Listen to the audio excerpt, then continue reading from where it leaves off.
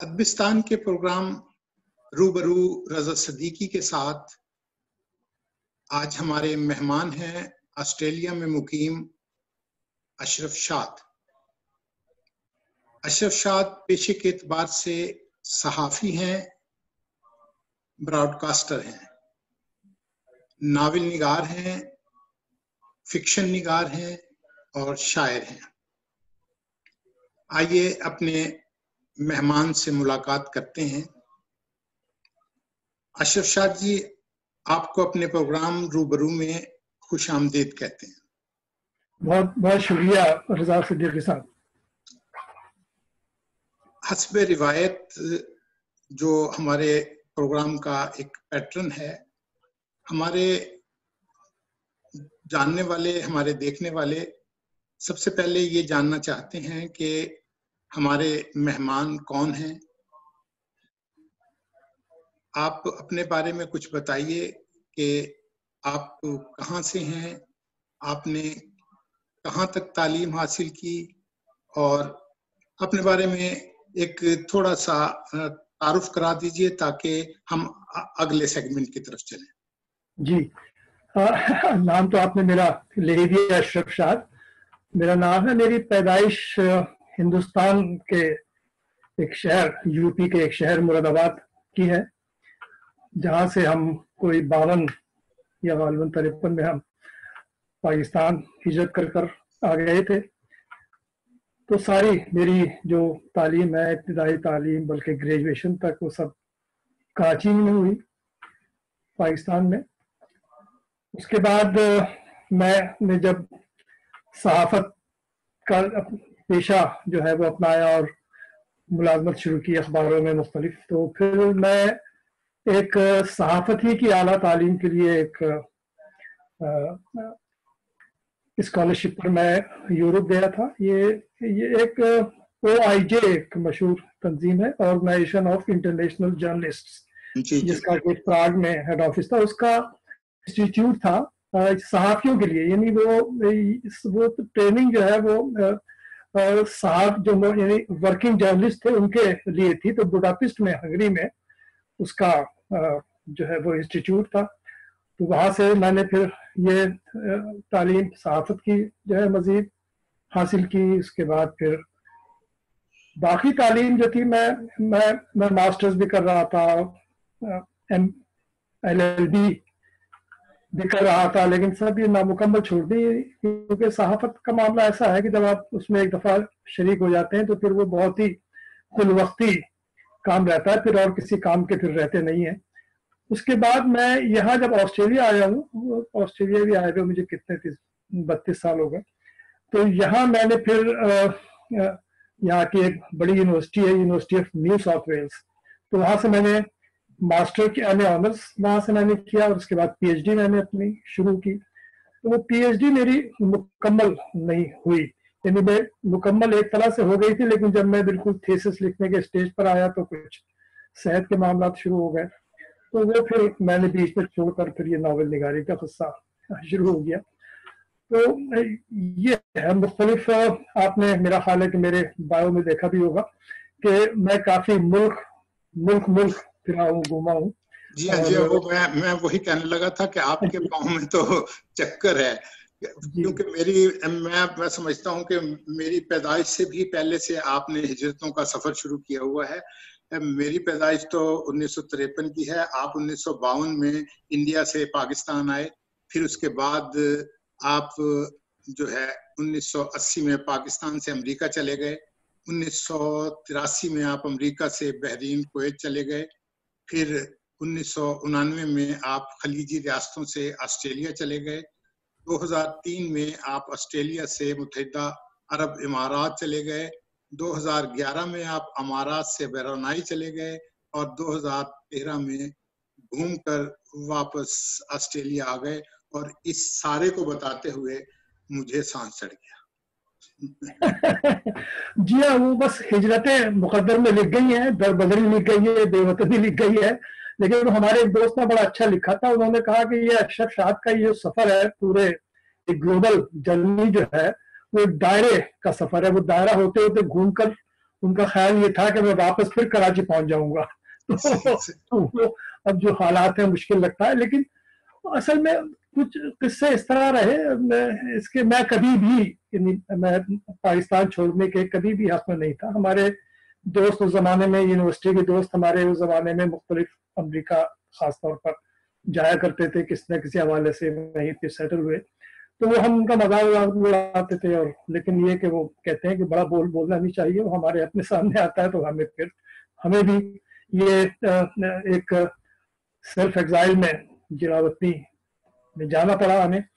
امریکہ میں کچھ وقت اس سے پہلے تو خیر میں نے جیسے پہلے بھی کہا تھا کہ میں یورپ میں رہا ہوں کچھ سال بھر جب یہ اپنی اس کے صحافت کی تعلیم کے سلسلے میں. تو وہ زمانہ جو تھا وہ سوویت یونین کے یعنی جو ریڈ امپائر جسے ہماری جو کیپٹلسٹ ورلڈ کہتی ہے اس کے عروج کا تھا. تو وہ میں یہ پورے جو کینوس میں اچھا پھر یہ کیونکہ OIJ جو یہ تنظیم تھی صحافیوں کی تو ان کے سب کے مختلف تو انہوں نے ہر جگہ ہمیں مدعو کیا. تو پھر ہم نے رومانیہ میں چیکوسلوواکیہ میں ایک ہی ملک تھا اس زمانے میں, جارجیا میں جو کہ اس وقت سوویت یونین کا حصہ تھا, اس کے بعد پھر رشیا میں, آخر میں سوویت یونین کے اندر ہم نے کوئی 1 مہینہ گزارا.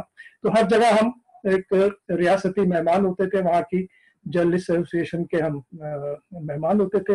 اور ہمارا یہ جو گروپ تھا اس میں تقریباً کوئی 12-13 ملکوں کے لوگ تھے. تو اور پھر آخر میں جب ہم مختلف ملکوں میں گئے تو وہ پھر اس کی ترجمان کا اور صدارت کا بھی اعزاز مجھے ہی ملا. میں تو کیونکہ ہر جگہ جانے کے بعد وہاں آپ کو تقاریر کرنی ہوتی ہیں آن بہاف آف دی گروپ. تو وہ میں اس میں میں آپ کو بتاؤں کہ افریقہ کے سارے تقریباً ملکوں کے لوگ تھے, نائجیریا کے, گھانا کے, ایتھیوپیا کے, اور اسی طرح کیمرون کے, اسی طرح عرب ملکوں کے لوگ تھے, عراق کے, مصر کے, انڈیا کے لوگ تھے, بنگلہ دیش کے لوگ تھے, ساؤتھ امریکہ کے لوگ تھے, چلی کے اور دوسری جگہوں کے. اور تو وہ بھی ایک بڑا تجربہ تھا ایک مختلف ملکوں کے لوگوں کے ساتھ, وہ بھی پڑھے لکھے صحافیوں کے ساتھ رہنے کا تقریباً 1 سال میں جو رہا. پھر اس کے بعد تو 1980 میں پاکستان چھوڑ آیا تھا. وہ اس کی وجوہات میرا خیال ہے کہ آپ کو علم بھی ہوگا کہ میں حضرت ضیاء الحق صاحب سے ماشاء اللہ کا دور تھا تو ہم ان سے وہ تو ایک آپ رہے وہ جو ہے اس دور میں ہی آپ گئے ہیں, اور اس کے بعد جو ہے وہ تو اس کے بارے میں تو ہم آگے بات کریں گے. جی.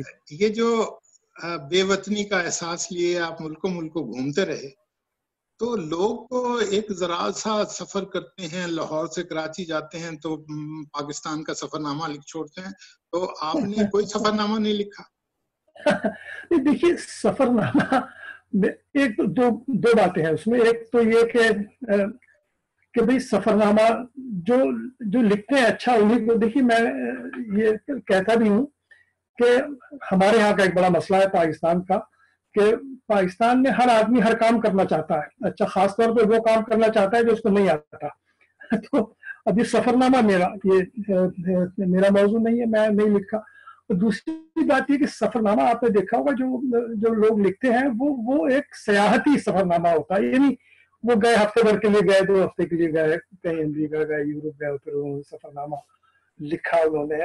اور اس میں بہت جو کمال جو کیا ہے وہ ہمارے تارڑ صاحب کا ہے. مستنصر تارڑ صاحب نے بہت اچھے یعنی جو عام سفر نامے ہوتے تھے, اور بھی کئی لوگوں نے, قمر علی عباسی صاحب تھے, انہوں نے بھی کافی ملکوں کے سفر نامے لکھے, اور بھی لکھو. اچھا کچھ ایسے لوگوں نے بھی لکھے جو کہیں نہیں گئے لیکن سفر نامہ لکھا انہوں نے.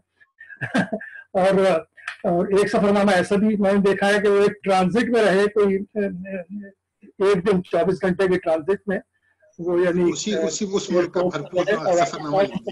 موٹا سفر نامہ جو ہے اس ملک کا انہوں نے وہ لکھا. تو وہ ایک یہ لوگوں کے کمال ہے.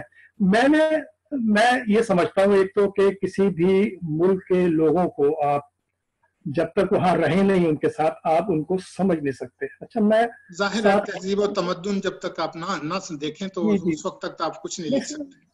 7-8 ملکوں میں رہا ہوں, باقاعدگی سے رہا ہوں, کئی سال رہا ہوں وہاں میں. تو میں ان کا بھی سفر نامہ پھر میں نے نہیں لکھا. ان کی کہانیاں میں نے پھر اپنے ناولوں میں سمو دی ہیں. اچھا جو ایسے ملک تھے بہت سے, میں مثلاً کچھ 15-20 دنیا کے ممالک ہے جہاں میں نے صرف وزٹ ہی کیا ہے. میں نے جہاں کا صرف افریقہ کے ملک ہے, نیپال ہے, ساؤتھ ایشیا کے ملک ہے, اور ٹرکی بے شمار ایسی جگہوں کا.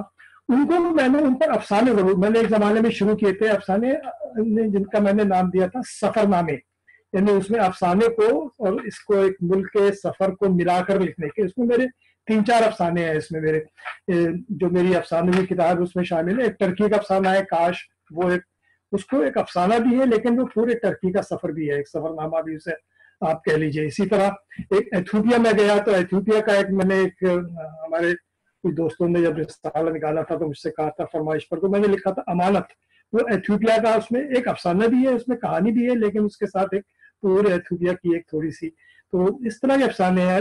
تھائی لینڈ کا ایک افسانہ ہے، لیکن میں نے باقاعدہ سفر نامے نہیں لکھے۔ اچھا شاہ صاحب، آپ جو آپ نے جو ہے لوگ جو ہیں پہلے تو لکھنا شروع کرتے ہیں چھوٹی چھوٹی چیزوں سے، افسانہ لکھ لیا، کہانی لکھ لی، آپ کا جو آغاز ہے وہ وہی جو ہے وہ ناول سے ہے، اور آپ کے پہلے ہی ناول کو جو ہے بہترین وزیر اعظم ادبی ایوارڈ سے بھی نوازا گیا۔ تو یہ بتائیے کہ یہ والا ناول ہے، یہ آپ کے جو آپ ملکوں گھومے ہیں، اس کی یہ تجربے جو اپنے اس سے جو گھومنے سے جو تجربے حاصل کیے، یہ اس کا نچوڑ ہے یا آپ نے، یا اس کو آپ کچھ اور کہیں گے؟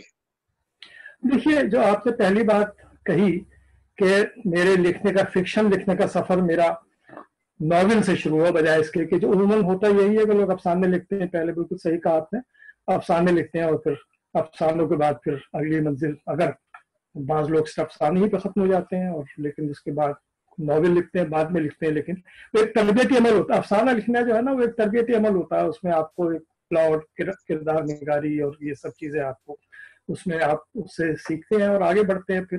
اچھا، میرے ساتھ آپ کو ذرا سا یہ دیکھنا ہوگا کہ میرا صحافت کا دور اتنا ہم آہنگی کا، اتنا سرگرم اور ایکٹیو تھا کہ مجھے کچھ اور کرنے کا، میں حالانکہ صحافت میں آیا بھی اسی حوالے سے تھا کہ لکھنا پڑھنے کا کام کرتا تھا، شوق تھا شاعری اور افسانے کا۔ تو میں پھر جب صحافت میں آ گیا، بہت جوانی کے زمانے میں آیا، میرے خیال 18-19 سال کی عمر تھی جب میں نے ادھر سے BA ختم کیا اور اس کے بعد اخبار میں داخل ہو گیا میں۔ تو وہ پھر میں بہت ہی، یعنی اس میں ایسا رہا کہ یہ سب چیزیں جو ہے وہ، جیسا میں نے کہا بھی تھا آپ سے اس وقت گفتگو کرتے ہوئے، کہ صحافت جو ہے وہ پھر صحافت جب آپ کرتے ہیں تو پھر صرف صحافت کرتے ہیں، کچھ اور نہیں کرتے۔ اچھا، وہ بھی لکھنے کا کام ہے لیکن تخلیقی کام ظاہر نہیں ہے، صحافت ایک تخلیقی کام تو ہے نہیں، لیکن ہے بہرحال لکھنے کا کام، تو آپ کی ساری توانائیاں جو ہے وہ لکھنے کی، وہ صحافت میں آپ کس طرف ہو جاتی ہیں۔ اچھا، پھر ہم نے باقاعدہ ایک اس طرح کی صحافت کی، یعنی وہ ملازمت والی صحافت نہیں کہ صبح 9 سے 5 والی ہے ڈیوٹیاں دینے والی، وہ بھی کی، ملازمت بھی کی، لیکن اس کے ساتھ پھر ہم صحافیوں کی تحریکوں میں بھی بہت انوالو رہے۔ کہنے کا میرا مقصد یہ ہے کہ میرا جو وہ، اب میرا یہ جو ناول ہے بے وطن، یہ 1997 میں شائع ہوا، اس وقت میری عمر 51 سال تھی، تو میں نے یہی 50 سال، اچھا 50 سال کی عمر تک جو لوگ ہمارے فکشن نگار ہیں وہ شروع کرتے ہیں اپنے کالج کے زمانے سے، اس کے بعد 50 سال کی عمر میں تو وہ پیک پہ پہنچ جاتے ہیں، وہ بالکل نصف النہار پہ پہنچے ہوئے ہوتے ہیں اپنے کیریئر کے لکھنے کے۔ اچھا، میرا کیریئر جو ہے وہ لکھنے کا جو کیریئر، شاعری والی چلتی رہی تھی، اس سے پہلے میں جب یہ خاص طور پر جب مڈل ایسٹ میں رہا تو وہاں پر کیونکہ اظہار کا کوئی اور ذریعہ نہیں تھا، تو وہ پھر شاعری والی شروع ہو گئی تھی، وہ اپنا اس کا ایک الگ ایک ہے، اس کو تو میں اپنے شاعری کے کام کو بہت سنجیدگی سے نہیں لیتا، لیکن یہ جو تھا اب میرے پاس وہ وقت نہیں تھا کہ 50 سال کی عمر میں لکھنا شروع کر رہا ہوں تو ابھی میں افسانے لکھنا شروع کروں، پھر وہ کئی رسالوں میں چھپواؤں اور اس کے بعد کوئی 8-10 سال کے بعد، تو وہ پھر یہ کہ میرے پاس کہانیاں بھی تھیں، میرے ذہن میں خاکے بھی تھی، پھر میں نے پڑھا بہت، میں نے ناول کو پڑھا بہت ہے، یعنی خاص طور پر یعنی اردو ناول تو میں نے جب 12-14 سال کی عمر تھے وہ سارا اردو ناول تو سارے ختم کر دیے تھے اس وقت، اور اس کے بعد کے جو ایسے قابل ذکر اردو ناول لکھے بھی نہیں گئے کہ جو ہے وہ آپ پڑھتے رہے ہوں، علاوہ چند ناولوں کے سلسلہ چلتا رہا ہے پڑھنے کا۔ لیکن میں ناول اپنے، یعنی میرے نیو یارک میں تھا تو آپ سمجھیے کہ میں کم از کم 150-200 ناول وہاں پر، جب میں وہاں سے واپس آیا ہوں بحرین، تو میں چھوڑ کر آ گیا تھا، لے کر نہیں آیا کہ میں ان ناولوں کو، اور میں نے یہ پاپولر فکشن زیادہ پڑھا، دیکھیے جو یہ ایک کلاسیکی ادب ہمارا پرانے لوگوں کا دوستوں کا ہے وہ تو ختم ہو جاتا ہے شروع ہی کے دور میں آپ پڑھ لیتے ہیں. اس کے بعد کے جب آپ نئے زمانے کی جو تحریریں ہیں جو نئے زمانے کا ادب ہے جو عصری ادب ہے آپ اس کو پڑھتے ہیں. دیکھیے ہمارے یہاں ابھی تک ایک یہ فیشن میں ہے نا یہ پہلے وہ ہمارے قوم ایک جو ہے اس کو مذاق کو بھی اڑاتے ہیں وہ کہ لوگ کہ بھئی یہ خوف والے لوگ ہیں تو وہ لوگ کچھ کافکا پہ اٹکے ہوئے رہتے ہیں ابھی تک جناب جو ہے وہ کچھ کہیں. تو یہ ایک اپنا وہ ٹھیک ہے وہ پڑھنا چاہیے ظاہر سب کچھ سے سیکھتے ہیں لیکن اس پہ وہ آج جو ہو رہا ہے نا دنیا اتنی بدل گئی ہے ہماری آپ کی زندگی میں دنیا کتنی بدل گئی ہے. یعنی آپ یہ تصور کیجئے کہ جب ہم کالجوں میں پڑھتے تھے آپ جب کالج یونیورسٹی میں تھے آپ اس کے بعد اور آج کی دنیا میں کتنا فرق آ گیا ہے. پوری آپ کی ایک ٹیکنالوجی میں خاص طور پہ انفارمیشن ریولیوشن جو آیا ہے اس نے آپ کی ہر چیز بدل دی ہے.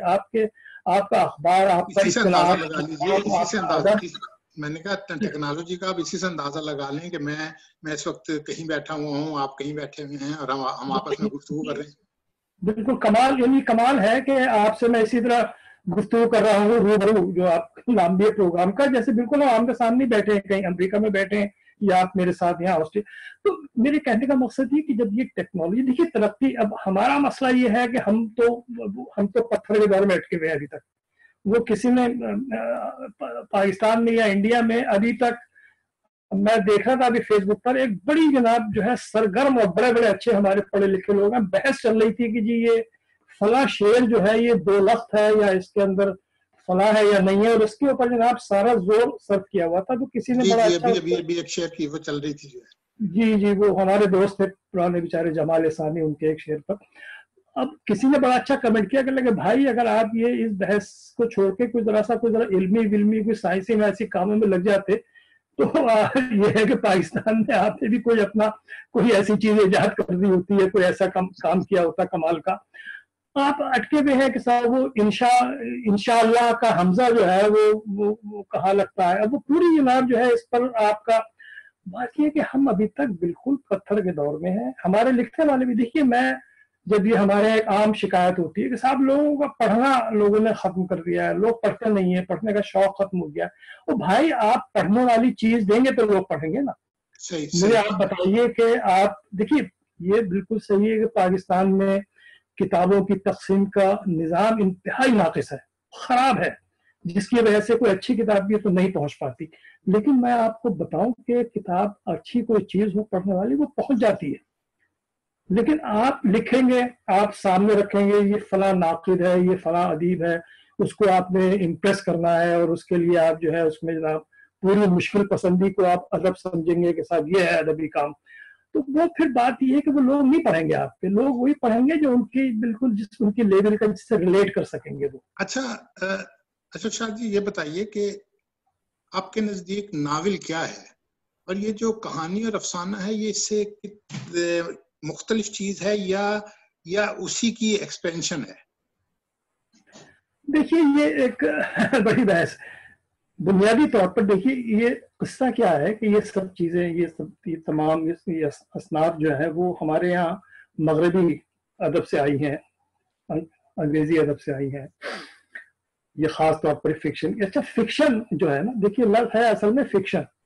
اچھا وہ فکشن جو ہے وہ افسانہ بھی ہو سکتا ہے ناول بھی ہو سکتا ہے. ہمارے یہاں جسے ہم افسانہ کہتے ہیں وہ بنیادی طور پر جو انگریزی ادب اس پہ شارٹ اسٹوری کہلاتا ہے اس پر افسانہ. اچھا ہم نے یہاں ان کو بیچ میں تھوڑا سا دونوں چیزوں کو گڑبڑ کر لیکن ہے دونوں فکشن بیسیکلی.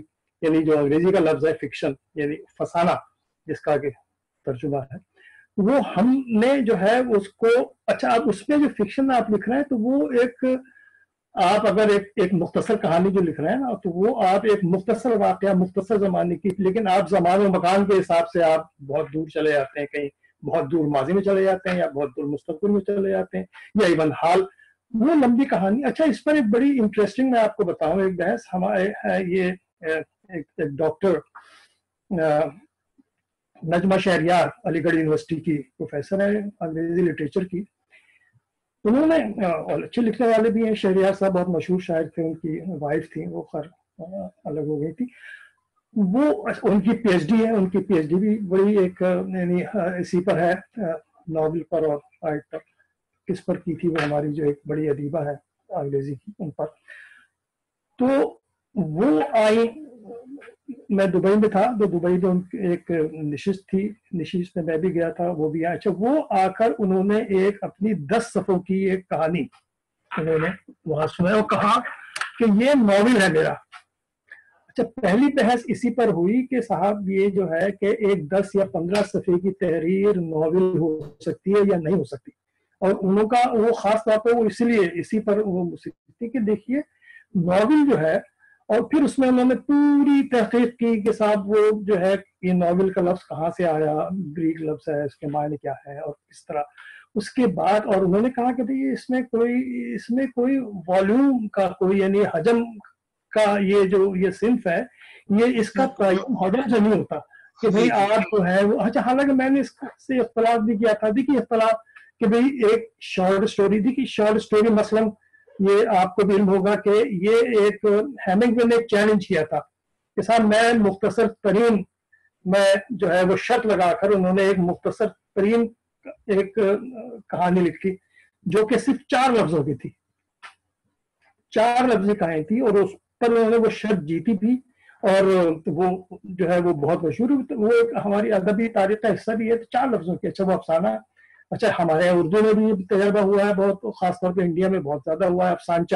افسانچہ لوگ جو ہے چھوٹے چھوٹے افسانے. اب تو 100 لفظوں کی کہانی جو ہے نا وہ 100 لفظوں کی کہانیاں. میں بتا رہا ہوں نا 4 لفظی کہانی ان کی جو تھی. میں بھول گیا کہ shoes for newborn, never worn, سب کچھ اس طرح کا مجھے یاد نہیں ہے. تو وہ لیکن اس کا ایک اچھا، اس کو اب آپ چاہے پھیلا کر ایک پورے 10 صفحے پہ بھی لکھ سکتے تھے اس کو، اس 4 لفظی کہانی کو. تو کہانیاں جو ہے وہ افسانہ جو ہے وہ بیسیکلی شارٹ سٹوری ہے. دیکھیے یہ او ہینری ہمارے ایک جو امریکہ کے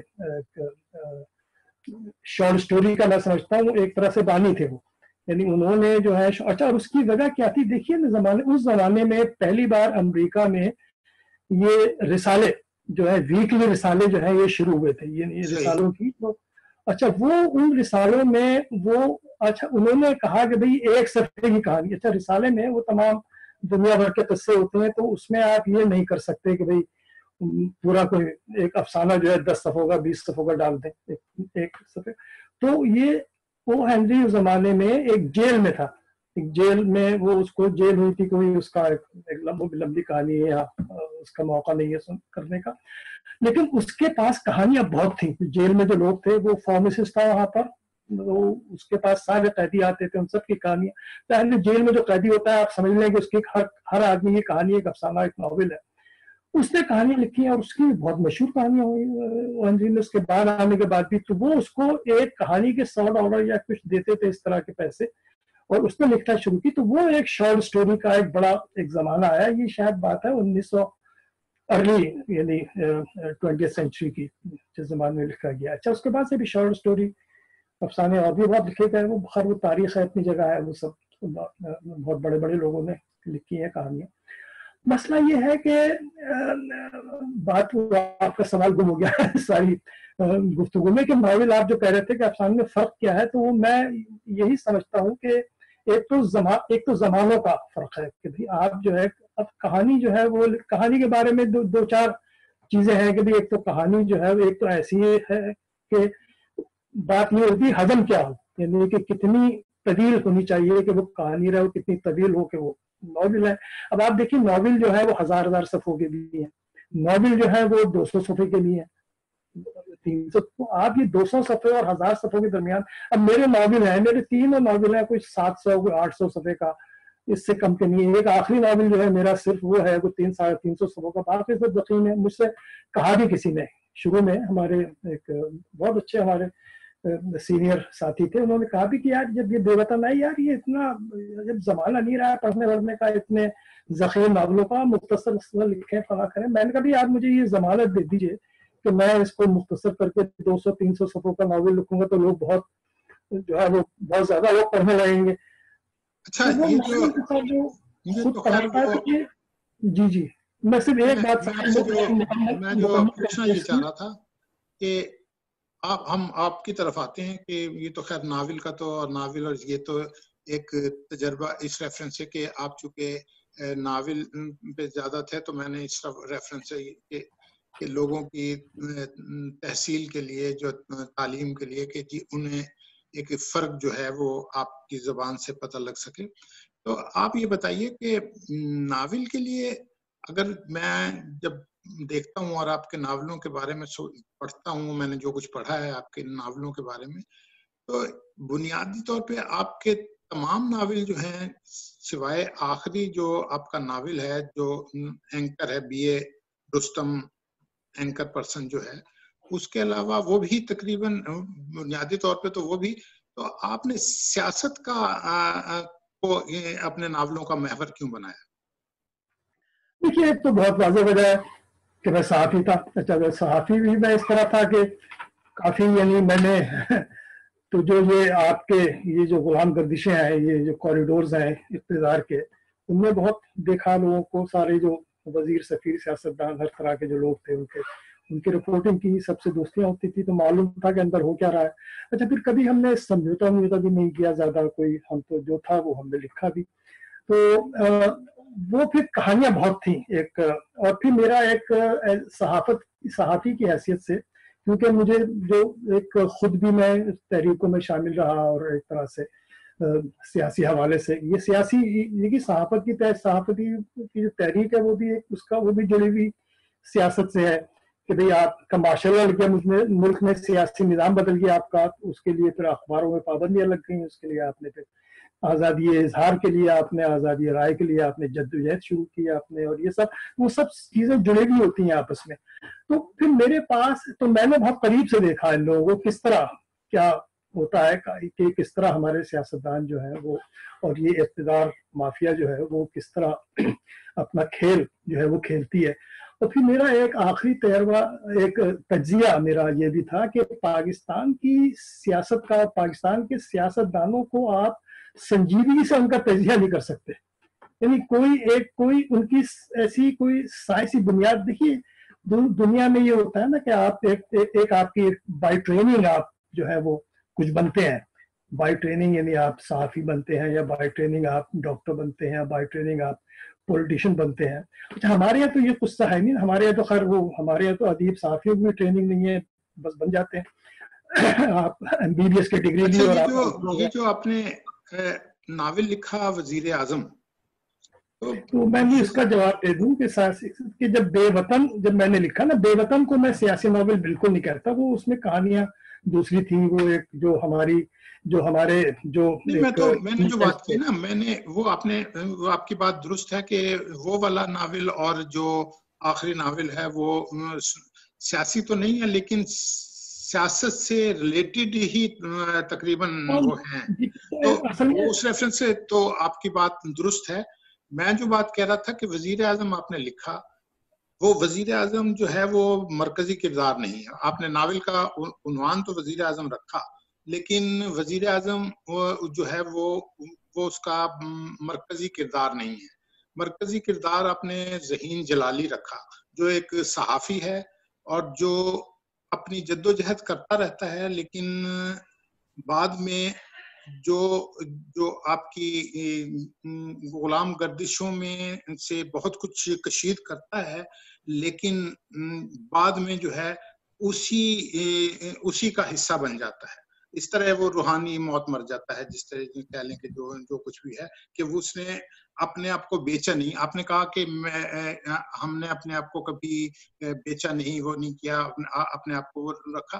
تو جب آپ یہ کریکٹر لکھتے ہیں تو اس کا مطلب یہ ہے کہ آپ کے ذہن میں بھی کہیں ایک سوال ابھرا ہوگا کہ اور اسی کو مد نظر رکھتے ہوئے کہ یا تو اگر ہم سمجھوتا کر لیتے تو یہ کیفیت بنتی. تو کیا اس قسم کی وہ چیز تھی؟ دیکھیے میں وہی ذرا سا آ رہا تھا کہ یہ ہمارے سر انصاری صاحب نے، پروفیسر سر انصاری صاحب نے اس کا مقدمہ لکھا تھا بے وطن کا، اور بھی لوگوں نے لکھا. تو انہوں نے سر انصاری صاحب نے اس کی تخصیص کر دی تھی اس کی کہ یہ سیاسی شعور کا ناول ہے بے وطن کو. اچھا مجھے تھوڑا سا اس سے اختلاف بھی تھا کہ میں نے کہا کہ ناول ہے، اب اس میں کریکٹر جو ہے اس کے مختلف بھی. خیر بے وطن میں تو کوئی سیاستدان وغیرہ کریکٹر نہیں تھے، ڈسکشن رہے البتہ، اور لیکن جو وزیر اعظم کی جو آپ بات کر رہے ہیں وہ وزیر اعظم میں نے میرا جو ہے وہ ایک طرح سے سمجھیے کہ سیاستدانوں سے میرا انتقام تھا، ان کا ایکسپوجر تھا، یہ سیاستدانوں کا ایک ٹوٹل ایکسپوجر تھا. اور اس میں جو وزیر اعظم دیکھیے، وزیر اعظم ایک کیریکٹر، ناول جب آپ ہے تو ایک اینکر، ایک کیریکٹر ہوتا ہے اینکر لے کر جو پوری کہانی کو چل رہا ہوتا ہے.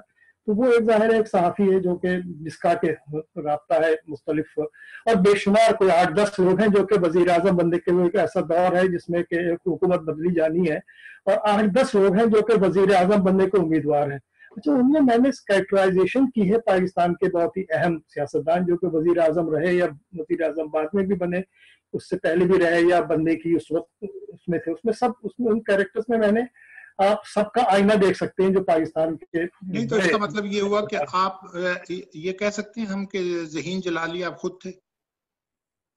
نہیں، یہ بھی لوگوں نے بہت کہا کہ اچھا وہ ذہین جلالی جو ہے، دیکھیے میں لیتا تو ہوں کہیں نہ کہیں سے خاکہ. دیکھیے میں کوئی اپنا ایک میرا افسانوں کے میرے کردار جو ہے، اکثر لوگوں کے بھی جو لکھتے ہیں ان کا بھی شاید یہی ہے قصہ، لیکن میرے بھی جو کردار ہیں زیادہ تر وہ میں نے حقیقی زندگی سے لے کر پھر ان کے اوپر لیپا پوتی کرتا ہوں، ان کو رنگ ونگ بھرتا ہوں ان کے خاکے میں، اور ان کو ایک افسانوی شکل دیتا ہوں. تو یہ کوئی تقریباً سمجھیے کہ وہ میرے دوست جو جانتے ہیں مجھے بھی، اور وہ انہوں نے کہا کہ بھائی یہ 3 صحافیوں کا انہوں نے آئیڈینٹیفائی کیا کہ یہ 3 صحافیوں کا ملغوبہ ہے.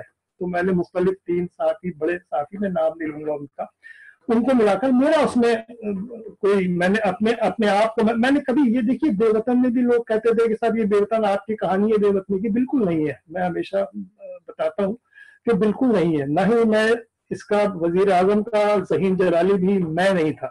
ہمارے اور ہم نے کیا، ہمارے بہت بڑے بڑے صحافی رہے ہیں اور ہیں جنہوں نے بڑے بڑے کام کیے ہیں.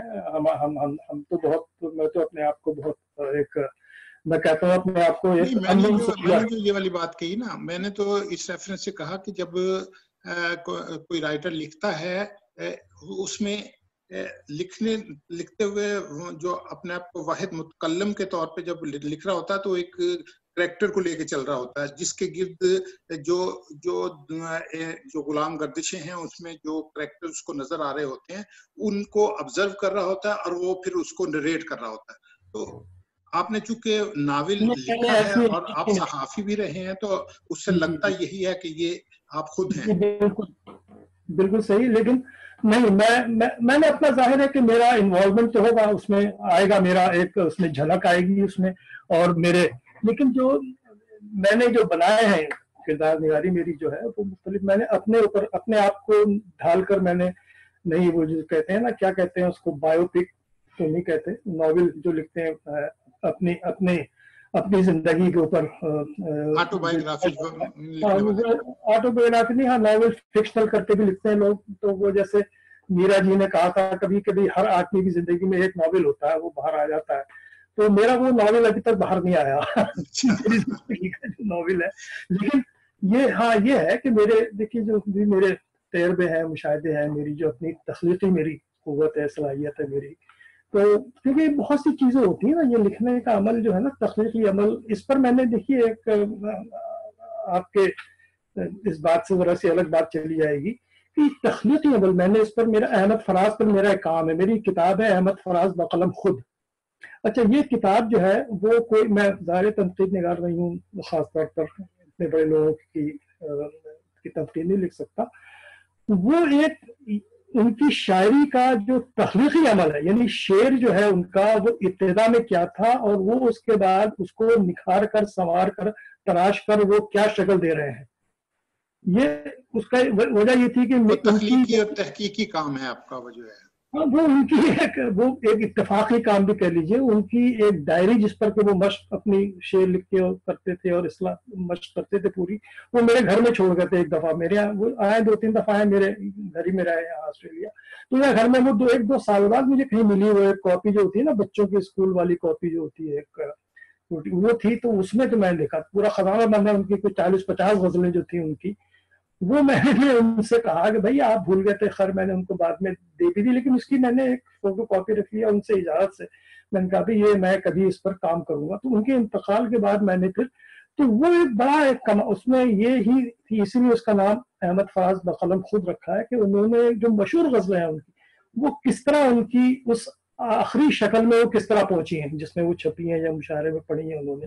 تو یہ جو تخلیقی عمل ہوتا ہے نا لکھنے والے کا، یہ ایک مصور ہو یا افسانہ نگار ہو یا شاعر ہو، وہ اس کا وہ ایک تخلیقی ایک پورا عمل کس طرح چلتا ہے، اس میں اس کی کیا تو بالکل ایسے ہی ہے جیسے کہ ایک انٹرویو میں مجید امجد نے کہا تھا کہ جی میری تشفی نہیں ہوتی، میں اب ایک چیز لکھ لیتا ہوں اور اسے چھوڑ ایک طرف رکھ دیتا ہوں، نئی کی طرف آ جاتا ہوں، پھر اس کے بعد جب مجھے کچھ خیال آتا ہے تو میں پھر پلٹتا ہوں اور دوبارہ دیکھتا ہوں اسے، اور اس میں جو ترمیم و اضافہ کرتا ہوں، پھر اسے چھوڑتا ہوں، اور پھر اب یہ جو اس طرح جو ہے وہ جب وہ ہوتی ہے، وہی والی بات جو احمد فراز کی آپ بات بتا رہے ہیں، تو احمد فراز نے بھی اسی طرح جو ہے نا اس میں قطع برید کرنے کے بعد جو ہے تو اس کو آپ نے جو ہے وہ ان کے ریفرنس سے لکھا.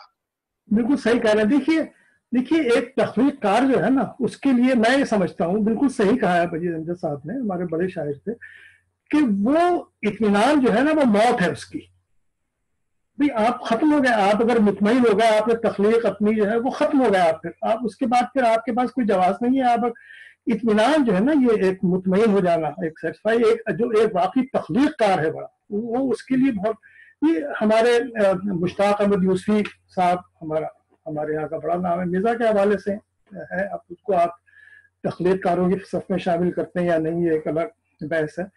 لیکن وہ ان کا یہی تھا، وہ کیا کہتے تھے میں اپنی لکھ کر میں اس کو پھر پال میں رکھ دیتا ہوں، وہ پھر سال 2 سال بعد 6 مہینے بعد میں نکالتا ہوں، اگر اس کے بعد اگر وہ مجھے چیز پسند آتی ہے اس میں سے پھر چیز میں کاٹتا پیٹتا ہوں، پسند نہیں آتی پھینک دیتا ہوں. تو وہ ایک یہ عمل جو ہے نا جیسے رشید امجد صاحب نے بھی کہا، اور بہت سے ہمارے یہاں ایک مسئلہ یہ ہوتا ہے کہ ہم آج کل اس عمل سے گزر نہیں رہا ہے، اس تربیتی عمل سے. فیس بک وغیرہ نے ہم کو بہت ہی ہم کو ایک زیادہ فاسٹ کر دیا ہے کہہ لیجیے. تو وہ یہ اب ہوتا نہیں کہ اب ہم سمجھتے ہیں کہ ہم نے جو کہہ دیا جو لکھ دیا وہ حرف آخر ہے، بس ہم نے جو شعر کہہ دیا اب اس میں کوئی گنجائش نہیں ہے جناب، وہ ہم فوراً فیس بک پہ ڈالنا ہے ہم نے آج. اسی طرح نثر نگاروں کا معاملہ بھی ہے. اچھا نثر نگار ہمارے جو تخلیق کار ہیں آج کل ان کو کالم نگاری بھی کھا گئی ہے، تو ہر آدمی صرف کالم لکھ رہا ہے، تو وہ بالکل غیر تخلیقی کاموں میں لوگ کا فوکس زیادہ ہو گیا ہے ان کا. تو یہ عمل جو ہے نا بالکل ایک تخلیقی عمل بالکل ایک الگ چیز ہے. میں آپ کو بتاؤں کہ میں جو لکھتا ہوں، اچھا میں خود کیونکہ میں پیشے کے اعتبار سے ایڈیٹر ہوں. اچھا اردو میں دیکھیے دنیا میں انگریزی میں ہر زبان کے جو ہے اس میں ایک کتابوں میں ایڈیٹر کا جو انسٹیٹیوشن ہے وہ سب سے اہم ہے. یعنی وہ ایک دفعہ یہ جیفری آرچر جو ہے وہ بہت بڑے، ان کی جناب جب وہ کتاب اپنی دیتے ہیں تو $1 ملین تو ان کو پہلے ایڈوانس میں وہ دے دیتے ہیں ان کی رائلٹی کے اگینسٹ. لیکن ان کی کتاب جو ہے وہ گئی، اس نے کہا کہ پبلشر نے یہ میں نے دے دی ہے اس کو ایڈیٹر نے اس کے اندر قطع برید کر کے ایڈیٹنگ کر کے ان کو دی. وہ ناراض ہوئی، اتنا بڑا نام ہے کہ میری کتاب میں یہ کر سکتے ہیں. انہوں نے کہا، پبلشر نے کہا بھائی یہ کتاب آپ کی جو ہے وہ آپ کی مرضی ہے، اگر آپ اس کو قبول نہیں کریں گے تو ہم نہیں چھاپیں گے. اسی وقت چھپے گی جب آپ ایڈیٹر کے پاس سے آئے تھے یہاں، میں ان کے ساتھ شانتی میں بھی تھا، اس میں سب وہ خود ہی سنایا، انہوں نے لکھا بھی ہے شاید کہیں. اچھا وہ اور پھر بعد میں انہوں نے کہا کہ واقعی میں نے ایک کتاب چھپ کر آئی، ظاہر ہے کہ ان کی بیسٹ سیلر کتاب ہوتی ہیں، سبھی ہوتی ہیں، زیادہ تر ہوتی ہیں. کہنا ہے کہ وہ مجھے احساس ہوا کہ واقعی کہ بھائی اس نے جہاں تو یہ انسٹیٹیوشن، وہ ایک ایڈیٹر جو ہے نا وہ خود رائٹر نہیں ہوتا، لیکن اس کو پتا ہے، اس کی نگاہ ہوتی ہے. تو میں جیسے میرے بہت جب میں ایڈیٹر تھا، میرے بہت سے دوست بڑے سینئر ساتھی وہ بہت سے ناراض ہو گئے، بلکہ میرے جو اپنا میرا ادارہ تھا چھوڑ کے بھی چلے گئے، کیونکہ بھائی میں اس کو ایڈیٹنگ بالکل بے رحمی سے، کیونکہ ایڈیٹنگ آپ جب تک بے رحمی سے نہیں کریں گے آپ اس وقت تک جو ہے نا اس کے اندر وہ نکھار نہیں آئے گا. اردو میں یہ انسٹیٹیوشن ایڈیٹر کا ہے ہی نہیں. ہم نے جو لکھ دیا وہ ہم نے لکھ دیا، بس ہم تو وہ کہانی ختم ہو گئی. شعروں وغیرہ میں لوگ اکثر دوستوں سے مشورہ کر لیتے ہیں، یا استاد بھی ہوتا ہے، وہ بھی اب ختم ہو گیا ہے زمانہ. لیکن دیکھیے یہ ایک تو میں خود ایڈیٹر، میں نے اپنے آپ کو بھی بہت ہی بے رحمی سے ایڈٹ کرتا ہوں. میرا بے وطن جو میں نے لکھی تھی 1200 صفحے کی کتاب تھی، میں نے اس کے 400 صفحے کاٹ کے پھینکے بعد میں ایڈیٹنگ کر کے خود. وہ کوئی مشکل کام ہوتا ہے اپنے آپ. تو بنیادی طور پر یہ جو ایک عمل ہے تخلیقی عمل اپنی جگہ ہے، لیکن اس کے بعد یہ جو ہنر ہے اس میں اس کو جو ہے وہ اس قابل بنانا کہ آپ جائیں، جو پڑھنے والا جو ہے وہ اس کو جو ہے بہت ہی روانی سے جو ہے اس کو دلچسپی کے ساتھ پوری کتاب کو پڑھ سکے، یہ مشکل کام ہے. اچھا یہ بتائیے کہ یہ جو اردو ناول ہے اس کا مستقبل آپ کیسا دیکھتے ہیں؟ مستقبل کیا، اس کا حال بہت خراب ہے. مستقبل دیکھیے، اس کا ماضی بھی ٹھیک ہے، ماضی تھا اس کا ایک تھوڑا بہت. دیکھیے ماضی کیا تھا، ہوا کیا ہے کہ جو اس زمانے میں ناول لکھے گا نا، جو زیادہ مشہور آگ کا دریا ہے، اداس فصلیں، جو بھی یعنی جو پارٹیشن کا وقت. اچھا پارٹیشن کا وقت ہے، ایک پوری نسل جو ہے ایک پورے نئے تجربے سے گزر رہی ہے، ایک نیا ملک بن رہا ہے. ہندوستان نیا ملک نہیں تھا لیکن ٹوٹ کر آدھا ہوا تھا، پارٹیشن ہوئے تھے اس کا، تو وہ بھی ان کا بھی گزر رہا ہے. لاکھوں لوگ مر رہے ہیں، بے تحاشا ایک المیے جنم لے رہے تھے اس وقت. تو اس وقت کا رائٹر جو ہے، جو اچھے خاص طور پہ ہمارے ترقی پسند ادیب تھے، انہوں نے اس کو مطلب یہ محسوس کیا اس کا کو، اور وہ کیونکہ سماجی انصاف کی لڑائیاں بھی لڑتے تھے، وہ لڑ رہے تھے، صرف ایک یعنی لکھنے کا ہی ان کا کام نہیں تھا. تو اس کو انہوں نے جو ہے وہ، اور اس کو خود انہوں نے اس کا مشاہدہ کیا، تجربہ کیا، اور پھر لکھنے والے بڑے تھے، وہ ان کے اندر تخلیقی صلاحیتیں بھی ایسی تھیں. تو وہ انہوں نے اس وقت لکھے، تو وہ ایک خاصے آج بھی مشہور ہیں. وہی ہم اٹکے رہتے ہیں انہیں پر آ کے، ہم اسی پر اپنے قرۃ العین پر اور عبداللہ حسین پر یا ہم منٹو پہ اٹک جاتے ہیں آ کے، اس کے آگے ہم بڑھتے ہی نہیں اس کے بعد. تو وہ ہمارا کوئی ماضی بھی بہت زیادہ درخشاں نہیں ہے، ہمارا حال بھی کوئی بہت زیادہ اچھا نہیں ہے. جو میں تو خیر آسٹریلیا میں بیٹھا ہوں، میں اس پر زیادہ تبصرے اس لیے نہیں کر سکتا کہ مجھ تک چیزیں کم پہنچتی ہیں، اتنی دور دراز نہیں پہنچتی. جو پہنچ جاتی ہیں یا دوستوں سے معلوم ہوتی ہیں، یا جب میں جاتا ہوں کہ پاکستان ایک آدھ دفعہ، تو وہ ایک مستقبل اس کا جو ہے وہ تو اسی کی روشنی میں آپ دیکھیں نا، ہمارا ماضی اور حال ہی سے بنتا ہے نا مستقبل بھی جا کر. اب لوگوں میں تن آسانی زیادہ ہو گئی ہے. دیکھیے یہ ناول جو ہے، ناول لکھنا بھی، ناول ایک ڈسپلن چاہتا ہے. ناول یہ اچانک لکھنے والی چیز نہیں ہے، اس میں وقت لگتا ہے. اس کو بڑے آپ کو ڈسپلن ہو کر اس کو لکھنا پڑتا ہے بہت. اس کے لیے تحقیق اور جستجو بہت آپ کی چاہیے آپ کے اندر. دیکھیے میں ہمیشہ یہ سمجھتا ہوں کہ یہ لکھنے کا، دیکھیے بنیادی چیز کیا ہے آپ کے اندر، ایک تو تخلیقی صلاحیت آپ کے یہاں ہونی ہی چاہیے. اگر آپ میں تخلیقی صلاحیت نہیں ہے تو آپ کو یہ کام کرنا نہیں چاہیے. یہ خامخواہ اپنے آپ سے لڑنے کی بات ہے. یہ جو ہم نے اب تک جو بھی ناول، ہم اردو ناول ہے اس کو 130 سال کے قریب ہو گئے ہیں، تو اس میں جو بھی لکھے گئے ہیں، تو کیا ہم اپنے ناول کو، انکلوڈنگ آپ کا ناول سمجھ لیں جو 3-4 آپ کے ناول ہیں، کیا ہم اسے عالمی جو معیار کے جو ناول ہیں ان کے مقابلے میں رکھ سکتے ہیں؟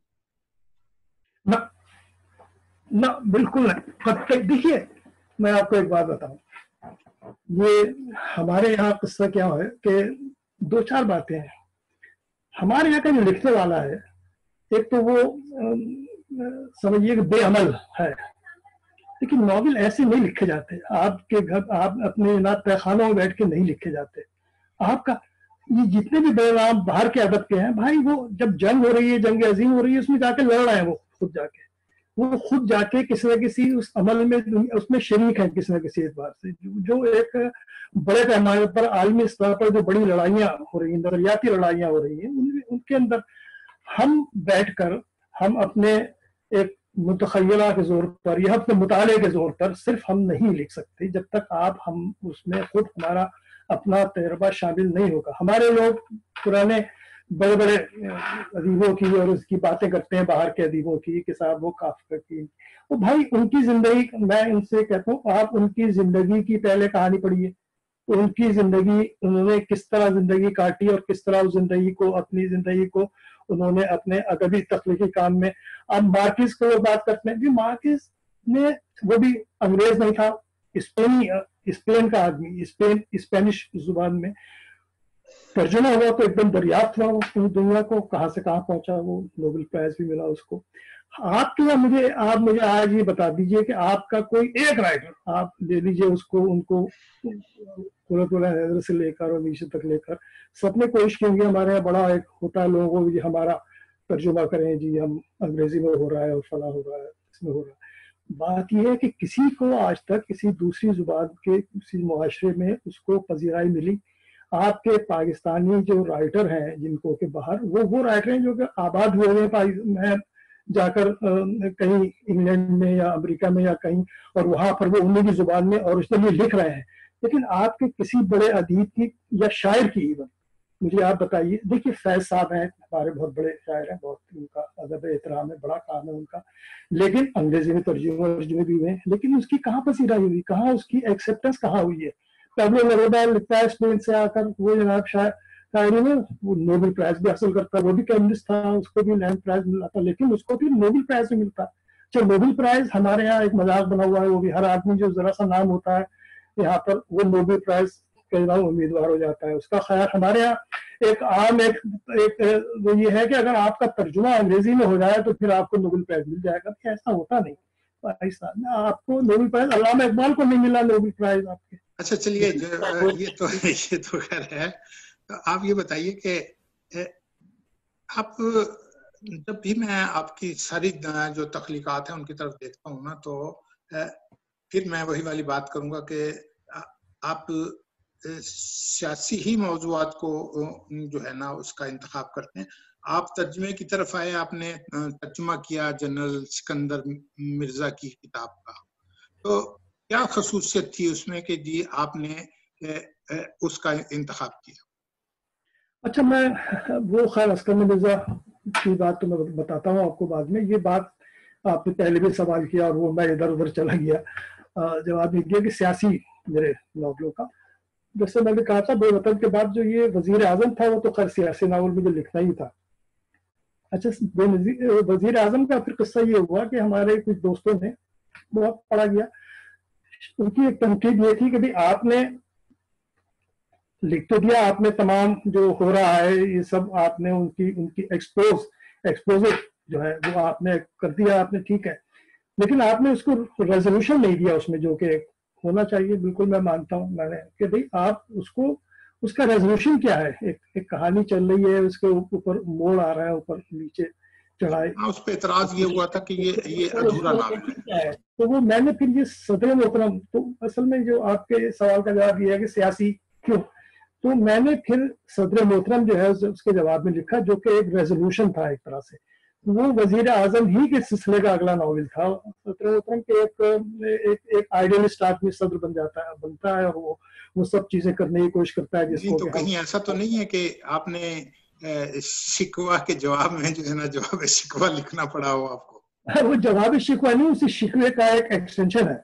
अच्छा, वो जवाब शिकवा ठीक है, मैं जवाब शिकवा तो वो आप मतलब ये आपको खौफ होता है यार लोग जो है वो आपको काफिर आफिर करार दे देंगे तो आप जवाब शिकवा लिखते नहीं, वो होता है ना कि एक चीज आपके ऊपर जैसे वो होता है ना कि जी ये आपने ये गुलाम गर्दिशों का ये जो आपने कच्चा चट्टा खोल दिया है, तो उसको कंपनसेट करने के लिए या पैसिफाई करने के लिए आपने सदर ममलिकत लिख के उसको पैसिफाई करने की कोशिश की? नहीं, कतई नहीं, मुझे कोई रिग्रेट, एक लफ्ज मैं जो लिखता हूँ मुझे कतई तौर पर कोई रिग्रेट नहीं है। मैं सिर्फ ये कि एक तरह से ये मैंने तस्लीम की थी अपने दोस्तों की ये तनकीद कि वो एक नामुकम्मल नॉवल वजीर आजम, तो उसकी तकमील मैंने की सदर मोहतरम में, तो उसी के कैरेक्टर वजीर आजम के जो है उसमें चलते हुए आगे आए वहां पर उसमें, और तो वो उसका अख्तिताम एक बड़ी एटमी जंग पर होता है वगैरह वगैरह, वो खैर अब उसकी कहानी मैं क्या बताऊं। अच्छा, वो जब सदर मोहतरम मैं लिख चुका तो मैंने अगले नॉवल का मेरा, क्योंकि पाकिस्तान में न सिर्फ सियासी बल्कि हर पहलू में जुडिशरी की हमारी एक बहुत बड़ी एक और मेरी थीसिस ये थी कि पाकिस्तान का जो दस्तूर है, आईन है पाकिस्तान का, वो एक सारी बुराइयों की बुनियादी जड़ है, वो सही नहीं है, जिसकी वजह से ये सारी गड़बड़ें जो शुरू से हो रही हैं पाकिस्तान के सियासी निज़ाम में, मुआशी निज़ाम में, हर निज़ाम में, समाजी निज़ाम में, और जो एक वो मैंने भी जज साहब, अच्छा जज साहब जो मैंने लिखा, मुझे अपना जज साहब खासतौर पे मैं बहुत उसका पढ़ा भी गया, अभी हाल ही में 2 साल पहले ही आया था वो, तो हमारे यहाँ आहिस्ता आहिस्ता ही पहुंचती है किताबें, लेकिन काफी उसकी तकरीबात वगैरह हुई थी, तो उसमें मैं उसको उसमें वो मेरा उसमें चैलेंज यही था कि पाकिस्तान का ये दस्तूर, ये बड़ी बात है, इस पर सजा है, इस पर बड़ी एक आइन के खिलाफ बात करने पे, तो मैंने उसमें 2 टोक कि पाकिस्तान का ये आइन जो है इसको आप उठाकर फेंकें, इसकी जगह एक नया वर्केबल आप जो है वो आइन जो है बने, मतलब थीसिस बुनियादी ये था। उसके बाद तो खैर कहानी है, उसमें कोई अब आप नॉवेल के अंदर कोई आप जो है वो तस्वीर वस्वीर तो करते नहीं है आप, या आप कोई अपना बहुत ही वो एक नॉवेल को नॉवेल की तरह लिखते हैं, लेकिन उसका एक एसेंस ये था कि निज़ाम जो है असल में पूरा निज़ाम गड़बड़ है। तो वो मैंने जब लिखा था तो वो मेरा अपना ख्याल ये था कि मैं एक अफसानवी मुल्क बना कर लिखूँ ना, क्योंकि कानूनी मामला होते हैं ना उसमें, अब वो तौहीन अदालत के मामले हो जाते हैं, ये हो जाते हैं वो हो जाते हैं। तो मैं, फिजी एक मुल्क है हमारे पैसिफिक आइलैंड में, एक इल्म होगा आपको, तो मैंने फिजी को मैंने एक अफसानवी मुल्क बनाकर उस पर मैं जज साहब लिखना चाह रहा था। तो मैं फिजी में रहा, एक 2-3 हफ्ते महीना भर गुजारा वहाँ, मैंने बहुत तहकीक की आकर, फिर मैं चला गया यूएई में रहा, वक्त नहीं मिला, फिर आकर लिखना शुरू किया। तो मैंने कहा ये अफसानवी मुल्क की क्या जरूरत है भाई, बना बनाया मुल्क पाकिस्तान मौजूद है, पाकिस्तान भी एक तरह का अफसानवी मुल्क ही है। आप अगर जरा सा देखें तो उसमें सारे लवाजमात हैं उसके अंदर पाकिस्तान में एक अफसाना बनने के। तो मैंने फिर पाकिस्तान को पाकिस्तान ही रहने दिया। उसमें फिर मुझे हालांकि काम बहुत करना पड़ा, क्योंकि फिर पाकिस्तान के आईन और दूसरे सारे आईन और असली कानून, क्योंकि उनको आप बदल नहीं सकते, तो वो सब चीजें जो है देखकर उनको मैंने, तो वो कोई कानूनी किताब नहीं है। मैंने लोगों को कहा था, मैंने कहा देखिए कोई कानूनी किताब नहीं है, लेकिन कानून जो है उनके हवाले हैं, ये सब चीजें हैं। तो वो मैंने फिर जज साहब जो है वो जाहिर है कि फिर एक सियासी, लेकिन सियासी एतबार से नहीं आप उसको कह दिए ये कानूनी किताब है। ये मैं इस तखसीस के बिल्कुल कायल नहीं हूँ। कभी ये तारीखी नॉवेल है, ये तारीखी, चलिए उसके बारे में बताइए, उसके बारे में बताइए कि जो आपने जो तर्जुमा किया आपने, जो किताब है अस्कंदर मिर्जा की किताब का था, वो ये था कि वो कोई, हम देखिए सहाफत का जो काम है वो तर्जुमे का काम है। सहाफत में आपका खास तौर पे अब तो बदल गया है, शुरू में आपकी हर खबर, सब चीजें, हर चीज अंग्रेजी में आती थी। मैं उर्दू सहाफत की बात कर रहा हूँ पाकिस्तान की, तो वो आपको उर्दू आपने जो है वो अंग्रेजी से वो सारी टेलेक्स मशीनें लगी होती थी, सब मुख्तलिफ एजेंसियां दुनिया भर की वो बेचती हैं खबरें, वो तर्जुमा करते हैं। हम दिन में कोई डेस्क पर, हम रात की डेस्क में मैं काम करता था बहुत शुरू के कुछ सालों में, तो दिन में 50-100 सफ़े, 50 एक सफ़े की खबरें तर्जुमा करना बहुत मामूली सी बात थी, मामूल की बात थी। उसमें रफ्तार भी आपकी बढ़ जाती है। तो मैं तर्जुमा, मेरा अंग्रेजी से उर्दू तर्जुमे का मेरा बड़ा एक काम था मेरा, क्योंकि ये देखिए अजीब कमाल है, उर्दू की बात होती है ना पाकिस्तान हिंदुस्तान की, उसमें पाकिस्तान में कोई ऐसी खबर ऐसा एजेंसी नहीं थी जो कि उर्दू में खबरें भेज सके, सब खबरें अंग्रेजी में आती थी। सिर्फ इंडिया में एक खबर ऐसा एजेंसी है जो कि उर्दू में खबरें भेजती, ये उनकी बड़ी एजेंसी है UNI, United news of India, UNI जो है। अच्छा, मैं उसका इसलिए मुझे मालूम है कि मैं उसका यहाँ ऑस्ट्रेलिया में मैं उसकी कॉरेस्पॉन्डेंट भी रह चुका हूँ उसका और डॉन का। तो उन्होंने, और उनकी वजह से जनाब वो उर्दू में खबरें भेजती थी पूरे इंडिया में, जो भी बेशुमार बंगलोर वैसे तो अब तो खैर पाकिस्तान में भी जो एजेंसी नहीं, अब तो तर्जुमे का कस्ता खत्म हो गया, अब तो सब उर्दू में आती हैं चीजें। वो भेजते भी उर्दू में भी भेजते हैं, ABP भी हुआ जो दूसरी है, वो सब जो है, या इवन जो अदारे हैं वो भी जो खबरें भेजते हैं अखबारों को, वो भी उर्दू में, उर्दू अंग्रेजी दोनों में भेजते हैं। वो जो आपकी जरूरत के मुताबिक होती है वो ले लेते हैं लोग, जो है अब तो आसानी हो गई है। जी, मैं तो उस जमाने की बात कर रहा हूँ जिस जमाने में हम, यदि आप तो 70 और 80 के दिहाई की बात कर रहे हैं ना? 80 तक की बात कर रहा हूँ, जब मैंने छोड़ा है पाकिस्तान, तो जब तक मैं कर रहा था, उस वक्त जो है ना वो आपका कोई एक डेस्क के ऊपर एक कम से कम 10 सब एडिटर बैठे होते थे तर्जुमे करने वाले। एनीवे, जो हमने जो मैगजीन निकाला था वो तो अखबार नहीं था, वीकली रिसाला था। अच्छा, नहीं, ये जो मैंने आपसे जो बात पूछी है ना, वो तो ये थी कि ये जो किताब आपने जो तर्जुमा की, उसकी वजह तो तर्जुमा किया आपने, लेकिन किताब जो है उसकी सिलेक्शन की वजह क्या थी? वही मैं आपको बता रहा हूँ, ये हमारा एक तरह के साफियाना स्कूप था हमारा, कि ये हमने इस्कंदर मिर्जा जो है उनकी, क्योंकि इस्कंदर मिर्जा एक पाकिस्तान की सियासी तारीख का एक बहुत अहम किरदार थे। वो पाकिस्तान के पहले मुंतखब सदर थे। हमारे यहाँ लोग समझते हैं कि कायदे आजम तो कायदे गवर्नर जनरल थे जाहिर है, लेकिन जब आइन बना है तो उसके पहले सदर जो बने थे वो इस्कंदर मिर्जा थे, और वो पूरी उन्होंने जनाब वो एक अपने उंगली पर नचाया पाकिस्तान की सियासत को अपने जमाने में। उनकी ये जो एक ऑटोबायोग्राफी थी उन्होंने लिखी थी, वो हमें ان کے خاندانی ذرائع سے کہیں سے ہم نے حاصل کی.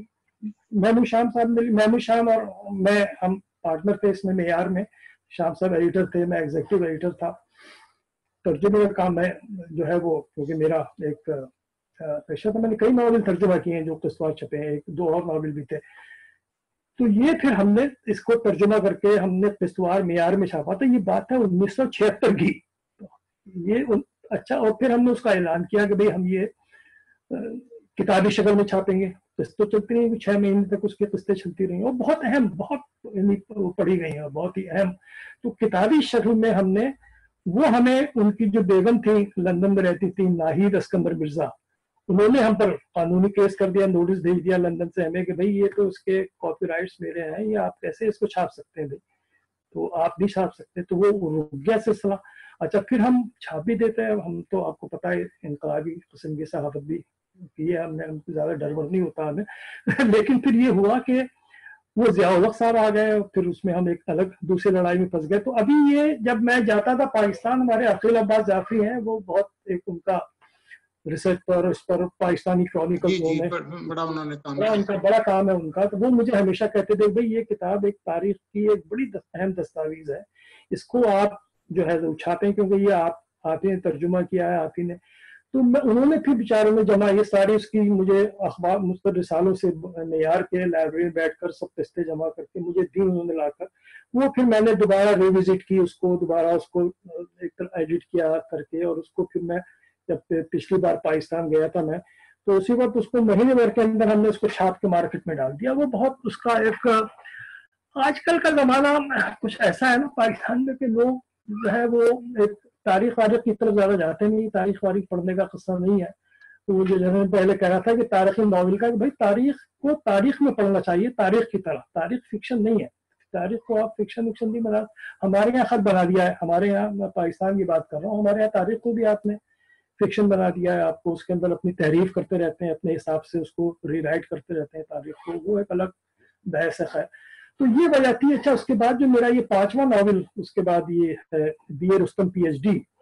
اچھا, یہ بھی, اس کو بھی آپ سیاسی ناولوں ہی کی فہرست میں رکھیں, کیونکہ ہمارے یہاں ٹی وی اور ٹی وی اینکر کیا ہے وہ بھی, اب کی جو سیاست, لیکن اس میں میرا ایک صحافتی وہ بھی اس میں اینگل تھا کہ مجھے, کیونکہ سب کو شکایتیں ہیں کہ اینکر جو ہے وہ کم پڑھے لکھے ہوتے ہیں یا کم تربیت یافتہ نہیں ہوتے, وہ ایک عجیب سا ایک قصہ ہے, وہ اپنی جگہ ہے. لیکن میں نے کسی کو اس میں وہ نہیں کیا, بلکہ میں نے ایک اپنا نیا اینکر اس میں تخلیق کیا. میں نے ایک بالکل فکشنل ایک کریکٹر ہے وہ میرا, وہ اینکر جو ہے وہ پھر ایک بیٹھ کر وہ کیا کر رہا ہے, وہ ایک بالکل ایک ایکسنٹرک سا ایک آدمی ہے جو کر کے وہ جو کیا کر رہا ہے, بہت ہی ایک لڑنے بڑھنے والا, وہ کیا کر رہا ہے کہ اس کی زندگی کہانیاں چل رہی ہیں, اس کے جھگڑے چل رہے ہیں, اس کی شادیاں, اس کی محبت, یہ سب چیزیں مل کر یہ اچھا دلچسپ سا ناول ہے. میرے پاس اگر یہاں کوئی کاپی ہو یا آسٹریلیا میں تو آپ کو میں بھیجوں گا بھی. یہ پچھلے سال آیا یہ آخری ناول میرا.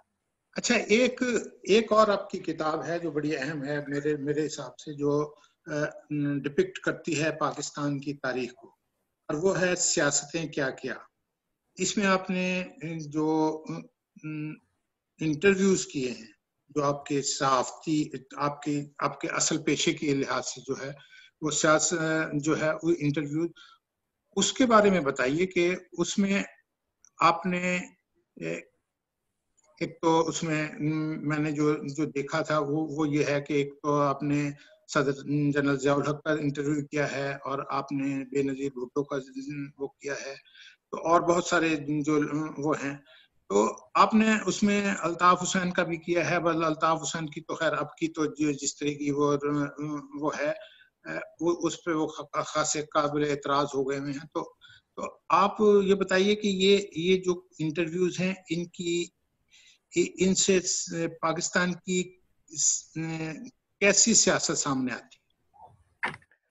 دیکھیے, میں اس کا چھپی ہوئی چیز کو دوبارہ چھاپنے کا قائل نہیں ہوں. یعنی وہ ہمارے یہاں آج کل ایک بڑا رجحان ہے, جیسے میں نے بتایا تھا کہ آج کل کالم نگاری بہت ہمارے یہاں ہو رہی ہے. ہمارے بہت اچھے سب دوست ہیں جو کہ کالم لکھ رہے ہیں, بہت اچھا لکھ رہے ہیں.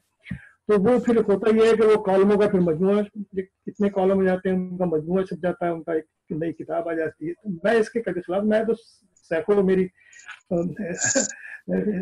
میری بے شمار کتابیں آ سکتی تھیں کالموں کے. میرا کالم بڑے مشہور تھے معیار کے زمانے کے یا کویت میں میرے عرب ٹائمز کے زمانے کے. تو میں نے, لیکن یہ کتاب میرا ایک چھوٹا بھائی ہے, وہ میری چیزیں چھپی ہوئی جمع کرتا رہتا ہے, اس کو شوق ہے, تو اس نے یہ میرے انٹرویوز جمع کیے تھے بہت سے. اچھا, ان میں وہ تو جمع نہیں کر سکا جو ریڈیو کے انٹرویو تھے, لیکن اس نے جو چھپے ہوئے انٹرویو تھے وہ جمع کیا, اور اس نے کہا کہ جی بھائی یہ کتاب, تو میں نے اس کو کئی سالوں سے پڑھی رہی ہوں. لیکن پھر میں نے کسی نے مجھ سے کہا کہ نہیں, یہ ایک طرح کی تاریخی دستاویز اس لیے ہے کہ اس میں اہم شخصیتیں تھیں, وہ لوگ ہیں جنہوں نے کہ پاکستان کی سیاسی تاریخ میں ایک اہم جن کا نام ہے, اور اس میں ان کی وجہ سے بدلاؤ آئے ہیں سیاست میں بھی, ملک میں بھی. تو وہ انٹرویو مثلا جنرل ضیاء الحق جو تھے وہ تو میرے ٹارمنٹر تھے, یعنی ان کی وجہ سے میں جیل میں رہا, 3-4 مہینے کی جیل بھگتی, بے روزگاریاں رہی, انہیں کی وجہ سے پھر میں خود ساختہ جلا اپنی جو میں نے وہ اختیار کی چلا گیا.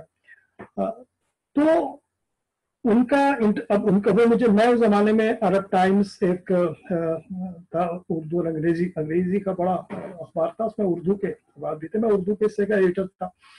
تو میں پاکستان کو, یہ بات ہے 1988 کی, تو وہ میں گیا وہاں, ان کی میں نے,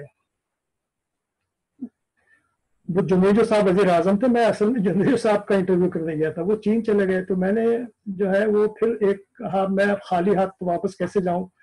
تو کس نے کہا, میرے ایک ذریعے نے, کہ صحافیوں پہ کی سب سے جو اہم سرمایہ ہوتا ہے وہ ان کے رابطے اور کانٹیکٹس ہوتے ہیں, تو بہرحال کسی نے حوالے سے میں نے کبھی مجھے کیسے دیں یار, میں تو ان کا یعنی باغیوں میں شمار ہے میرا. لیکن خیر وہ مل گیا مجھے انٹرویو, بڑا جیسے انہوں نے مجھے مہمان رکھا اسلام آباد میں دن, اور ایوان صدر میں لے جا کر, وہ سارے, بڑا اچھا انٹرویو تھا. اچھا, اس کی واقعی ایک تاریخی اہمیت تھی. تاریخی اہمیت یہ تھی کہ جنیجو, انہوں نے اس انٹرویو میں مجھ سے کہا کہ صاحب جنیجو پر پورا مکمل اعتماد کا انہوں نے اظہار کیا, ان کا کہ بھائی یہ سب حکومت چلانے کا, اور اس کے میں ابھی لکھا بھی نہیں تھا میں نے انٹرویو, 4 دن بعد میں پشاور میں بیٹھا تھا, پشاور میں انتظار کر رہا تھا, مجھے افغانستان جانا تھا جنرل نجیب کا انٹرویو کرنے. تو مجھ سے انہوں نے کہا تھا وہاں کے سفارت خانے میں کہ بھائی ہم جب جہاز کوئی آئے گا, ہمارے ملٹری ایئر کرافٹ آتے تھے کہ ہم, اور وہاں سے ہمیں اجازت مل گئی تو آپ, تو میں 3-4 دن میں پشاور میں تھا. تو وہ ایک, اس نے کہا بھائی ذرا ٹی وی دیکھا تو وہاں پہ ضیاء الحق صاحب جو ہے وہ اس پر پریس کانفرنس کر رہے ہیں, اور اس میں انہوں نے جنیجو صاحب کی چھٹی کر دی, ان کو گھر بھیج دیا انہوں نے اپنا. اور تو نشچت چند دن بعد یہ کہنے کے کہ جی وہ, تو بہرحال وہ ضیاء الحق صاحب ہے. وہ میں نے پھر انٹرویو جب لکھا میں نے, تو اس میں لکھا یہ شروع یہی کیا کہ اپنے وزیر اعظم پر مکمل اعتماد کا اظہار کرنے کے صرف چند دن بعد انہوں نے ان کو فارغ کر کے بھیج دیا گھر. اچھا, وہ پھر انٹرویو جو تھا میرا, وہ جو غیر ملکی نیوز ایجنسیوں نے پک کیا, کیونکہ وہ عرب ٹائم میں چھپا تو انگریزی میں چھپا, انگریزی کی لیڈ اسٹوری تھی, اور اردو میں بھی چھپا اس کے بعد اس کا. وہ پھر انگریزی کی نیوز ایجنسیاں جو تھیں بڑی, انہوں نے جو ہے وہ اس کو پک کیا, تو پوری دنیا کے اخباروں میں چھپا, تو بہت پھر ناراض ہوئی ایسی بات پر. انہوں نے کہا بھی کسی نے کہ دیکھا, ہم نہیں کہتے تھے یہ آدمی جو ہے یہ فسادی آدمی ہے, یہ گڑبڑ کرے گا, انٹرویو مت دیجیے اس کو آپ. تو وہ اسی حوالے سے پورا چھپا. تو یہ ایک تاریخی ایک طرح کا ایک قصہ ہے. پھر اس کے بعد میں نے بے نظیر کا, اسی 88 میں بے نظیر جو ہے وہ, یعنی ضیاء الحق بھی تھے, بے نظیر اپوزیشن لیڈر تھی, تو کراچی میں ان کا بے نظیر کا انٹرویو کرنے گیا. بے نظیر نے اپنے انٹرویو میں, اچھا پاکستان میں قصہ یہ ہے کہ ایٹم بم کا, کہ صاحب وہ ہر آدمی جو ہے نا, وہ ہمارا بابا ایٹم بم ہے پاکستان میں, ہر آدمی جو ہے وہ کریڈٹ لیتا ہے کہ جی یہ بھٹو صاحب کا کریڈٹ. ہاں ہے, شروع انہوں نے کی تھی, نواز شریف صاحب لیتے ہیں, دھماکے میں نے کرائے تھے, ضیاء الحق اس کا کریڈٹ لیتے ہیں, ڈاکٹر قدیر ہے, سمن مبارک, سب ہر آدمی جو ہے وہ ایک ہمارے ایٹم بم, ایٹمی طاقت کا ایک. تو وہ بے نظیر بھٹو نے اس انٹرویو میں, جو میرے پاس ریکارڈڈ موجود بھی ہے, یہ کہا کہ اب پاکستان کو ضرورت نہیں ہے یہ ایٹمی پروگرام کی. پاکستان, اچھا اس کی وجہ کیا تھی؟ اس کی وجہ یہ تھی کہ امریکہ کہ پاکستان میں ایک عام بات ہے کہ صاحب جب تک امریکہ کا ہاتھ نہ ہو آپ کے سر پر, آپ کو حکومت نہیں مل سکتی. بے نظیر کو حکومت میں آنا تھا, تو وہ امریکہ کو خوش کرنا چاہتی تھی. اس کے لیے انہوں نے جناب, اور امریکہ پاکستان کے ایٹمی پروگرام سے جو ہے وہ خوش نہیں تھا, بہت ناراض تھا, بہت خلاف تھا. بھٹو صاحب کو پھانسی اسی چکر میں لگی. تو وہ انہوں نے بالکل صاف، یعنی حالانکہ ان کے والد کا شروع کیا ہوا پروگرام تھا، تو انہوں نے کہ جی نہیں یہ، اور یہ موجود ہے اس کتاب میں بھی پڑھ لیجئے، اور میرے پاس ریکارڈنگ بھی بے نظیر نہیں، یہ بھی ایک تاریخ کا حصہ تھا۔ عمران خان کے 2 انٹرویو ہیں اس میں۔ عمران خان کا ایک انٹرویو تو میں نے یہی جو خاص طور پر وہ آئے تھے، اور 2 گھنٹے میرا ان سے دو بدو، یعنی 1 to 1 رہا اس پر ریڈیو پر، اور لائیو گیا، اور اس میں میں نے ان کی کچھ فنڈ ریزنگ بھی کی تھی، ریڈیو تھون بھی کیا تھا۔ اس کے بعد پھر میں نے جب یہ خبریں چلی کہ صاحب یہ عمران خان جو ہیں وہ سیاست میں آنے والے ہیں، تو پھر میں نے ان کو انٹرویو کیا، اور میں نے ان سے، وہ ناراض ہو گئے اس سوال پر کہ بھئی یہ آپ لوگ کیوں نہیں سمجھتے، میرا کوئی ارادہ نہیں ہے، آپ لوگ، بلکہ ان کا یہ الفاظ تھے کہ آپ لوگ یہ کیوں نہیں سمجھتے کہ ہر آدمی وزیر اعظم بننا نہیں چاہتا، مجھے نہیں بننا وزیر اعظم، میں بالکل سیاست۔ اچھا، وہ اس کے 2 سال بعد وہ سیاست میں آ گئے اور وزیر اعظم ہے آج کل۔ میں نے آسٹریلین ریڈیو پر ان کا یہ کلپ جو ہے ان کا، جس میں انہوں نے کہا تھا، وہ کئی بار چلایا بعد میں ان کی سیاست میں آنے کے بعد کہ بھئی یہ، تو یہ سب تاریخ کے حصے تھے۔ مینگل صاحب نے، عطا اللہ مینگل کا میں نے لندن میں انٹرویو کیا تھا، تو وہ انہوں نے اس زمانے میں کہا کہ بھائی دیکھیے، ہم تو اس انتظار میں یہاں بیٹھے ہیں کہ ہماری آزادی کی لاٹری کس کے ڈبے سے نکلتی ہے، کیونکہ اس زمانے میں یہ تھا کہ بھائی روس ہے اس کے پیچھے، یا امریکہ بھی کچھ انٹرسٹ ہوا تھا پاکستان کو الگ کرنے میں، بالکل۔ لیکن پھر اس کے بعد میں پاکستان بھی آ گئے، اپنے ان کے بیٹے وزیر اعلیٰ بھی بنے۔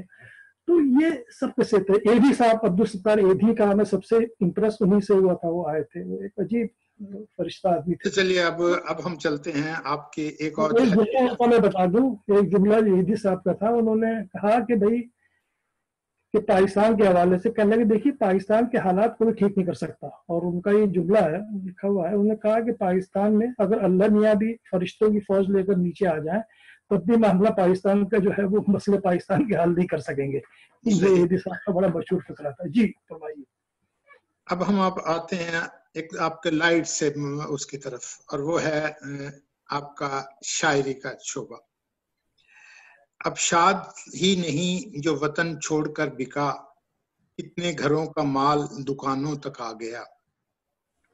پروفیسر جگن ناتھ آزاد کا کہنا ہے کہ شاعری کے جدید رویوں سے اشر شاد کی وابستگی اردو شاعری کی ایک قیمتی متاع ہے۔ ان کے کلام میں دلکشی، تازگی، شگفتگی اور تغزل نے ایک دوسرے کے ساتھ ہم آہنگ ہو کر ایک اکائی کی صورت اختیار کر لی ہے۔ ان کی غزلوں کا انداز و اسلوب اول سے آخر تک ایک ایسی تازگی اور شگفتگی کا حامل ہے جسے میں غزل کی آبرو کہوں گا۔ تو یہ ایک بڑے شاعر کا خراج ہے آپ کے لیے۔ اب آپ یہ بتائیے کہ آپ کی شاعری کس نوعیت کی ہے، کیونکہ یہ اس سے تو جو کچھ نظر آ رہا ہے وہ تو ایک الگ چیز ہے۔ آپ یہ پہلے تو یہ بتائیے کہ آپ صرف غزل کہتے ہیں یا نظم کہتے ہیں؟ میں تو بنیادی طور پر غزل کا ہی شاعر ہوں۔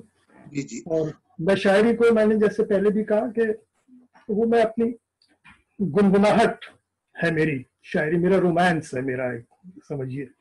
اور اس لیے میں نے کبھی، حالانکہ میں نے کوئی انقلابی شاعری یا مزاحمتی شاعری وہ نہیں، شاعری ایک بالکل ایک بریک ہے، ایک آپ کا ایک روزمرہ سے ایک الگ سا، تو میں غزل ہی کہتا تھا۔ اب اس کے بعد ایک وقت بدلتا ہے، ہوتے ہوتے پھر تبدیلیاں آ جاتی ہیں، وہ پھر کیا ہے کہ وہ حالات حاضرہ آدمی شاعری میں در آتا ہے۔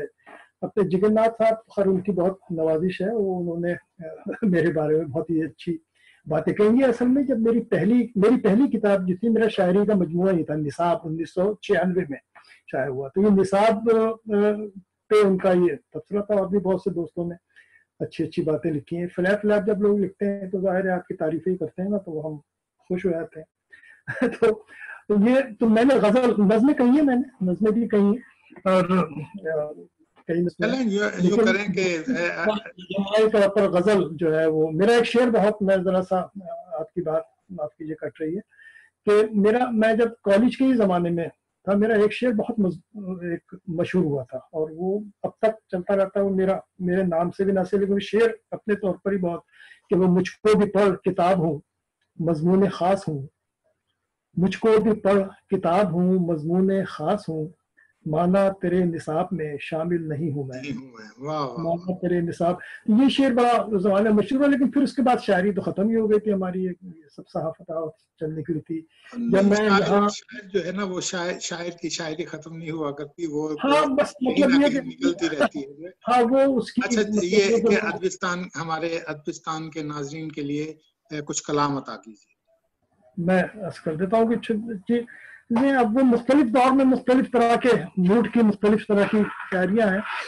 تو وہ دو چار شعر میرے سن لیجئے کہ یہ تو خبر ملی تھی کہ وہ میرے گھر گیا، یہ تو خبر ملی تھی کہ وہ میرے گھر گیا، لیکن پتہ نہیں کہ میرا گھر کدھر گیا.